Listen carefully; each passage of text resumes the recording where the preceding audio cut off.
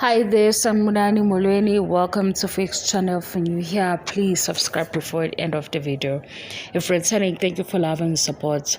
I appreciate you. Njengoba senzile kunogelo omusha osolakala ukuthi number 3 kaSpindi. Manje amahle noTirelo kuthiwa ba-found out kwi-live bebeyenza ku-TikTok. Ingabe isona sizathu lesi esesenza amahle ezivezele lokhu asazivezela khona? Hey, bakwenze ingane. Yey. Pero amahle sesibona isithombe sakhe sinje. Ya sike sasibona izithombe zakhe ezipholile ukuthi bapholile.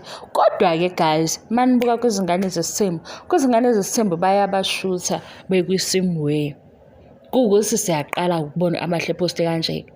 Ukushisa osekufaka untombazane lona omusha okwenza ukuthi amahle nazi izinto sesizibona zonke. Esengqani kuyophithizela ku-Instagram wakhe ngibona ukuthi uyayishuza. Uyayishuza niy'thombe nje. Baze bayiphila ngempilo yoku-found out amahle. Ngoba phela uSibindi washo esevala lo show ku-season 3 wathi yena nje amakhosikazi akhe lawa aqala nayo ngoba kusho yena wathi laba sebe amakhosikazi because uyaqala nabo. Kodwa uzoma kamancane nje ebanike ibreak emva kwalokho aqhubeke nento yakhe. Waye wasufuna 7 wabuya lapho wathi bazoba u3 esebale sefaka nedlozi waphinde asayithembi nathi into ayishoyo. Mina sengimangaza ukuthi hayibo amahle waseveza nje cha muhle umzimba wakhe ufresh intombazana. Kodwa sengimangaza ukuthi yini wathule ku-social media wasesezovela kanje.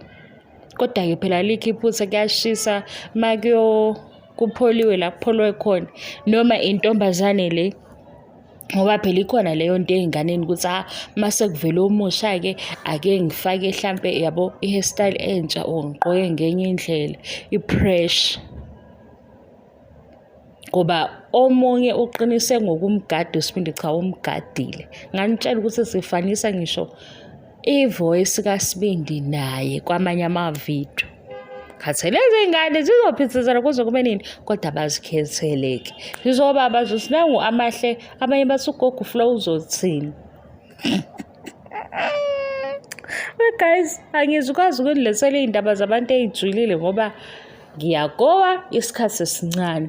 Lokho engikubambayo nje sengenzela ukuthi i-channel yami iqhubeke ingavaleki ngoba ngazi izovaleka yini angikwazi ukuba active. Sizoba bazi ukuthi kugodi manje. Kuba ngoba bethatha kanje nje bekhuluma ngezinto zokuthi isinto kanjani yena usezoveza amahle kwenzakalani. Nangu uSibindi ezogubhisa iy'ngane zenza izinto ezingayijwayele. Ake ngiyivalele le video ngaze ngiqala ukungemela. Bye.